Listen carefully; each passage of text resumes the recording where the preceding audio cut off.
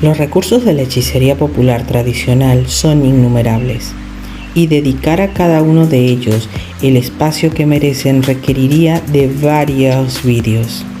Por este motivo, aquí he seleccionado solo 7 de los más comunes que considero que pueden ser un interesante punto de partida para las hechiceras que deseen conformar sus prácticas en base de magia popular española.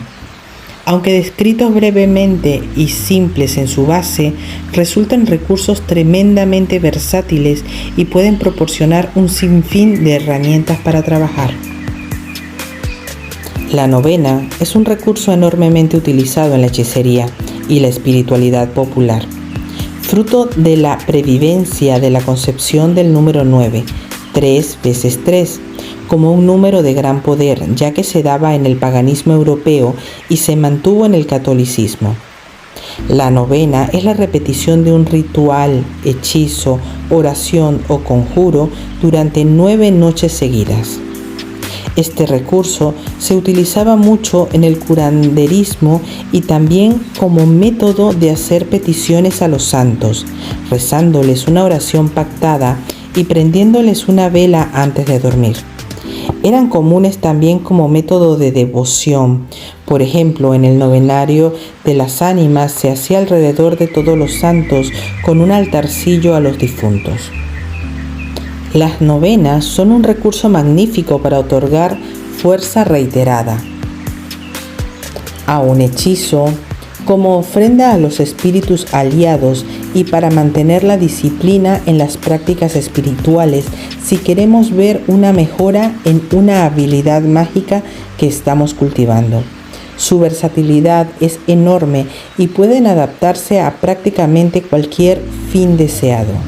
Una forma común de llevarlas a cabo es marcando una vela en 9 partes iguales y dejando consumir cada noche una de las secciones hasta completar la novena, repitiendo mientras dura prendida la vela las oraciones ritualísticas, conjuros o meditaciones elegidas para la finalidad deseada.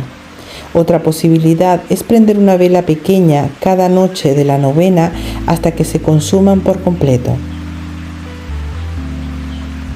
Las ligaduras eran un tipo de práctica mágica que se basaba en el acto de atar, ligar o paralizar. Se utilizaban con harta frecuencia en la magia amorosa y sexual, en especial para unir inquebrantablemente a 2 personas, inutilizar la voluntad de alguien o evitar que el ser amado frecuentara otras compañías. También era una práctica muy común en materia de maleficios para impedir la producción o la reproducción del ganado, causar impotencia sexual, producir dolores de vientre y consumición o impedir la acción del enemigo. Podía usarse incluso en magia protectora para inutilizar o ralentizar un mal. Generalmente las ligaduras, como su nombre lo indica, eran una magia efectuada mediante nudos en cuerdas, cintas o incluso cabellos. El número de nudos, la distancia entre ellos y el color de la cinta podía depender en función del hechizo realizado, pero era popular el color rojo y el número 3. Las lazadas se realizaban pronunciando un conjuro, oración o intención, mientras que al apretarlas con toda la fuerza posible, se tenía en mente la atadura de aquello que se deseaba limitar o paralizar. Por lo general, se creía que el hechizo o el maleficio no se disiparía hasta que los nudos se desataran, especialmente si el que los desataba era el mismo que lo había realizado. De no ser así, en los casos de magia maléfica con fines homicidas, la ligadura podía llevar a la consumición del maleficiado hasta la muerte.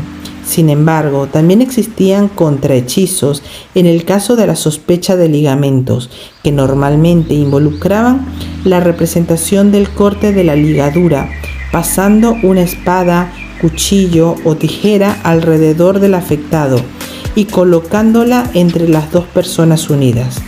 Las ligaduras pueden ser utilizadas por la hechicera tradicional no solo para fines mencionados, sino para paralizar cualquier proceso, acción o persona perjudicial, o para atar firmemente un fin deseado a uno mismo.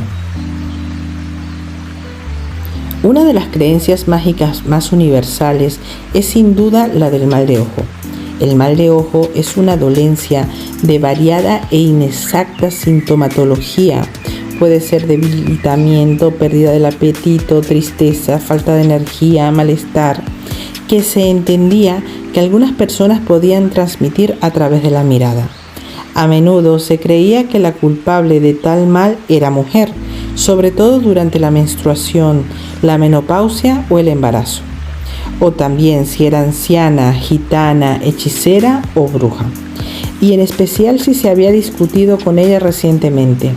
En la antigua Roma se consideraba que la facultad de ahogar podía ser incluso hereditaria, y era tan temida que su previvencia ha llegado hasta la actualidad en nuestra cultura.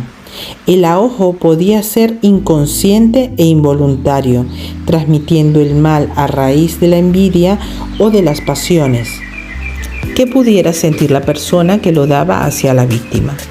Pero también podía darse de manera deliberada.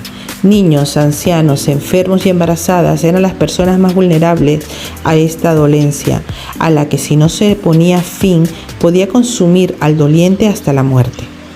Para evitar el mal de ojo existían un sinfín de recursos mágicos como gestos y amuletos, sobre todo si llamaban la atención a la vista, y así desviaban e interrumpían la concentración de la ponzoñosa mirada. Para quitar el mal de ojo, el saber popular poseía un sinfín de remedios que englobaban desde oraciones, sahumerios o baños hasta prácticas curanderas que sería imposible describir en este pequeño vídeo. Respecto a la fascinación, en muchas ocasiones este término se ha utilizado como sinónimo del mal de ojo, pero a mí personalmente me gusta hacer una pequeña distinción entre ellos.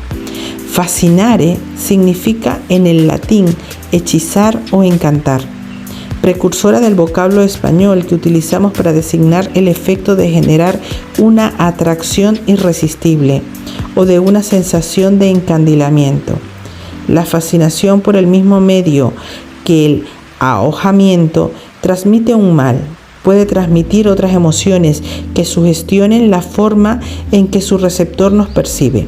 De esta manera, a través de ella, podemos proyectar en el otro aquello que queremos que vea en nosotros, seguridad personal o atractivo, generar respeto, miedo, curiosidad. La fascinación puede ser enormemente útil en situaciones como entrevistas de trabajo, eventos públicos, exposiciones de proyectos, frente a las personas que nos están molestando o acosando cuando se sale en búsqueda de las posibles parejas sexuales. Llevada a su máxima potencia, la fascinación trabaja doblegando la voluntad de otra persona mediante la propia, sin que llegue a darse cuenta, induciéndole así las emociones y comportamientos deseados. La base del ahogo y la fascinación se encuentra en una emoción de tal intensidad que se desborda por la mirada hacia el sujeto a hechizar. Para el ahogo se entiende que esta emoción es la envidia, la ira o la rabia, pero para cualquier fin de fascinación que podamos querer, la emoción debería corresponderse con lo deseado, amor o deseo sexual para un fin erótico, confianza y seguridad en uno mismo para inspirársela al otro, agresividad u hostilidad para generar miedo. Esto puede avivarse por medio de la imaginación, que mediante recuerdos o situaciones ficticias es capaz de generar emociones muy intensas y reales en nuestro ser. En el pico de esa emoción generada por una situación con el sujeto en cuestión o autogenerada para ser usada de forma mágica, es cuando se dirige la mirada fija hacia la otra persona, preferiblemente dándose el contacto visual directo, y mediante la voluntad y una confianza inquebrantable en nuestras capacidades se proyecta la emoción en la forma del fin deseado hacia ella durante unos segundos. Después puedes apartar la mirada. Los muñecos y las figurillas son un elemento esencial en la hechicería mediterránea desde la antigüedad clásica. En nuestro territorio se realizaban principalmente de barro, plomo o cera calentada, hasta el punto de ser modelable, y se les daba una forma antropomorfa que representara el sexo y los atributos principales del hechizado. Para garantizar la eficacia del hechizo, el muñeco debía llevar algo de la persona que representaba, pelos, fluidos o un trozo de tela de una prenda de vestir, e incluso podía bautizarse con su nombre parodiando la ceremonia del bautismo. Una vez ligado a la persona aquello que físicamente o simbólicamente aconteciera al muñeco, se le transfería a la persona en cuestión. Este tipo de magia era frecuente en prácticas curativas, utilizando hierbas medicinales en la conformación del muñeco o representando su sanación, así como en la magia amorosa, atándolo y clavándole alfileres sobre su pecho o genitales para anular su voluntad del ser deseado, alcanzar su corazón o su deseo sexual, o incluso echándolo al fuego para que el hechizado ardiera en deseos y pasión. Evidentemente, los muñecos de cera también eran un recurso principal en los maleficios, ya fuera insertándolos clavos y agujas, o incluso amortajándolos y enterrándolos en el cementerio. Frente a su profusión en la magia de dudosa ética, que les confiere una innegable fama muy negativa, se ha de recalcar que para la buena hechicera los muñecos y las figurillas pueden ser una herramienta tremendamente útil tanto para fines bien intencionados como dañinos. Si algo caracteriza la magia popular es sin duda la frecuencia con la que en ella se utilizaban fluidos y restos orgánicos humanos, cabello, vello púbico, saliva, sangre menstrual, orina, recortes de uñas, semen. Estos elementos, siguiendo el precepto de la magia contagiosa, son el vínculo más poderoso que puede darse con una persona en las prácticas hechiceras.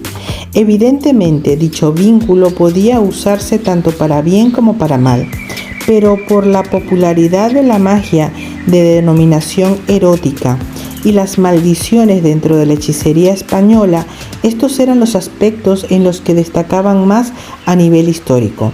La sangre menstrual, el semen y el vello púbico acostumbraban a servir para atraer y atar a una persona con fines amorosos y sexuales, ya fuera mediante la suministración de esta materia de la persona que realizaba el hechizo en el alimento del sujeto a hechizar. Por ejemplo, preparar un pan con un poco de sangre menstrual y que la víctima lo comiera, o mediante la utilización de algún elemento del sujeto a hechizar en prácticas mágicas por parte de la hechicera, como es el caso de las torcidas, en las que el semen del hechizado en posesión de la hechicera servía para atraerle de nuevo. El cabello o los recortes de uñas eran recursos útiles para ejercer cualquier tipo de magia sobre su propietario, como incluyéndolos dentro de un muñeco de cera a modo de elemento vinculante, o en la magia salutífera, en la que, por ejemplo, se dejaban unos recortes de uña entre la corteza de un árbol esbelto y sano para que su vigor se transmitiera al propietario enfermo de la misma. Cualquiera de los fluidos o restos corporales descritos pueden servir también, sin duda, para la magia de protección, como se aprecia en las populares botellas de bruja, que aunque no están presentes en nuestro territorio, son un ejemplo muy interesante. Se trata de señuelos para desviar hacia ellas el mal dirigido a las personas que las fabrican. En su interior, la orina, el cabello, las uñas o la sangre del propietario como elementos vinculantes sirven para engañar al mal enviado y hacerle creer que en la botella está el objetivo, quedando atrapado entonces en su interior. Finalmente, dentro del uso de fluidos y restos corporales, destaca la función de ofrenda e ingredientes energetizantes. La sangre resulta un elemento de enorme poder en la hechicería y de gran valor para los espíritus, puesto que es donde habita la fuerza vital de la persona. En la magia, la sangre proporciona energía al hechizo y en el pacto con espíritus resulta un potente reclamo, siendo tanto un alimento para ellos como un elemento vinculante hacia ellos, del mismo modo que sucedía con el trato con demonios o espíritus familiares a los que se les alimentaba con sangre propia o se les entregaban recortes de uña. Cabe decir que el uso de sangre en la hechicería siempre deberá ser meditado y tratando con responsabilidad, tanto a un nivel físico como espiritual. Aunque la hechicería popular poseía gran parte de carácter doméstico y frecuentemente nocturno, se apoyaba también en gran medida en la virtud o poder que se otorgaba a ciertos lugares del entorno. Dicha noción, heredada del animismo pagano, convertía a estos espacios en verdaderas potencias y áreas liminales de encuentro y acuerdo con los espíritus que asistirían a la hechicería en sus labores. Sin duda, los dos lugares más populares eran los cementerios y las encrucijadas, donde desde tiempos romanos hasta la actualidad se acudía a pedir ayuda a los muertos y a otros espíritus ambiguos para que intervinieran en el trabajo solicitado a cambio a menudo de algún tipo de ofrenda. A este fin era frecuente llevar a cabo la práctica hechicera ahí mismo o llevar los restos del trabajo allí, como se aprecia en los hallazgos arqueológicos de figurillas y tablillas de deficción romanas. Otros lugares de interés a este fin eran pozos, fuentes, manantiales, tumbas, patíbulos o ruinas, habitualmente lugares con asociaciones tectónicas, caminos, iglesias, y en la edad moderna en las ciudades era común también los mataderos, carnicerías y pescaderías, a cuyos demonios invocaba la hechicera para que efectuaran el trabajo.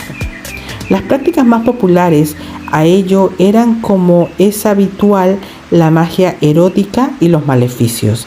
Sin embargo, como practicantes podemos tomar el ejemplo para dar fuerza a cualquier tipo de trabajo mágico, buscando un lugar acorde a él. Para magia salutífera, podemos acudir a las fuentes de agua termales o a grandes árboles. Para trabajos que busquen perspectiva o justicia, cimas de montañas. Para deshacernos de algo, corrientes de agua en la calle, encrucijadas o cementerios. Siempre, eso sí, deberán tratarse dichos lugares y sus habitantes con sumo respeto.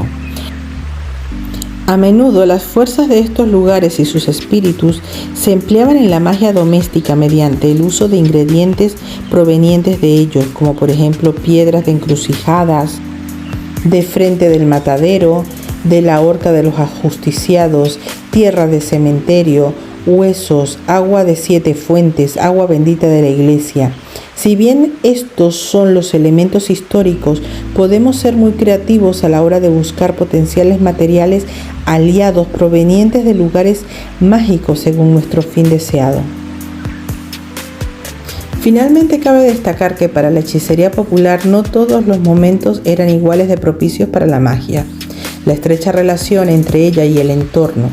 A menudo un medio rural convertía su práctica en una dinámica fluida que seguía los ciclos naturales, sirviéndose en cada ocasión de aquello que el medio le proporcionaba y buscando siempre aprovechar al máximo sus ascensos y descensos, sus corrientes de energía. Esto se ve especialmente en el ámbito de la magia y los ritos comunitarios, como aquellos dedicados a propiciar la agricultura o proteger los rebaños que iban ligados a épocas determinadas del año.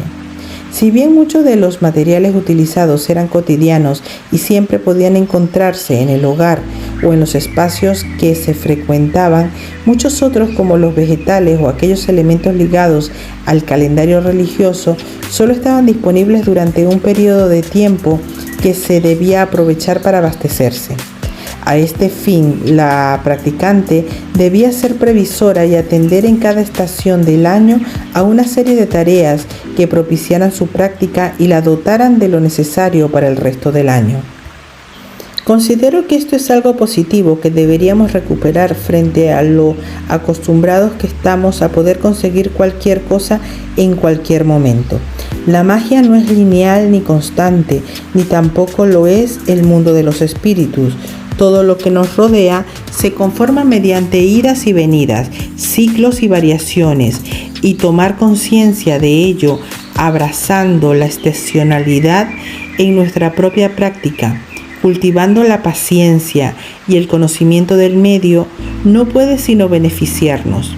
Evitemos frustraciones absurdas y ser una vía para conocer mejor el mundo invisible. A este fin, podemos plantear un calendario con aquellos momentos del ciclo óptimos para ciertas tareas necesarias en nuestra práctica, para llevar a cabo un determinado tipo de magia o para conseguir diversos aliados habituales e irlo revisando en el transcurso anual para cumplir con ellas y terminar de concretarlo mediante la observación del ciclo. A lo largo del año, la hechicería popular ha destacado sin duda una serie de días determinados a los que ha adjudicado un poder excepcional, reuniendo con ellos infinidad de prácticas mágicas y rituales. La mayoría de estos días responden a fechas destacadas del calendario litúrgico católico, aunque sobra decir que muchas de ellas sincretizan celebraciones y fechas mágicas ya destacadas para los pueblos precristianos. El inicio del verano es el momento del año que sin duda mayor importancia ha reunido en materia de hechicería popular en prácticamente toda Europa. Hablamos de la celebración de la víspera de San Juan y su hermana días después, la de San Pedro. Noche de magia, leyenda y liminalidad por excelencia, heredada de las celebraciones solsticiales. La creencia general era que cualquier planta mágica recolectada o hechizo realizado en esta víspera poseería una virtud y eficacia excepcionales. Tanto es así que incluso muchas prácticas mágicas se tenían por exclusivas de esta noche, creyéndose ineficaces en cualquier otro momento. De esta fecha eran notablemente destacados los sortilegios, en especial los amorosos, los amuletos para todo tipo de fines y los ritos de curanderismo, así como el contacto con los espíritus de variada naturaleza que habrían de ayudar a la hechicera, iniciarla en sus misterios o entregarse a ella como familiares. Como contrapartida a la noche de San Juan, en la noche de Navidad, también se creía que cualquier práctica mágica cobraría mayor poder, y del mismo modo sucedería en fechas como Viernes Santo y Todos los Santos. Para la recolección de plantas de carácter medicinal y mágico, habían aún más de días destacados: Domingo de Ramos, San Pedro Mártir o el 1 de mayo. Además de la estación y las fechas remarcadas en algunos hechizos procedentes de procesos inquisitoriales del siglo XVII, se atestigua que debían llevarse a cabo determinado día de la semana. Esto es una infiltración muy característica de la magia culta, que consideraba las correspondencias astrológicas semanales según el tipo de magia que se fuese a realizar. Los miércoles, por ejemplo, se ligarían a asuntos mercuriales como el comercio o la comunicación, y los viernes a asuntos amorosos. Los sábados quedarían ligados en el imaginario colectivo al sábado de las brujas, lo que lo convertía en el día por excelencia para la hechicería, la brujería y la invocación. Finalmente, cabe destacar que aunque la hechicería popular era por lo general espontánea, llevándose a cabo en cualquier momento del día, sí existía una clara predisposición por las horas nocturnas, sobre todo entre las 10 y la medianoche. La noche era el territorio del mundo intangible y estaba poblada de sus espíritus. La oscuridad y el silencio propiciaban un ambiente sobrecogedor en el que los límites de la mente se disolvían y el velo de la realidad conocida podía desdibujarse y hacer posible lo imposible.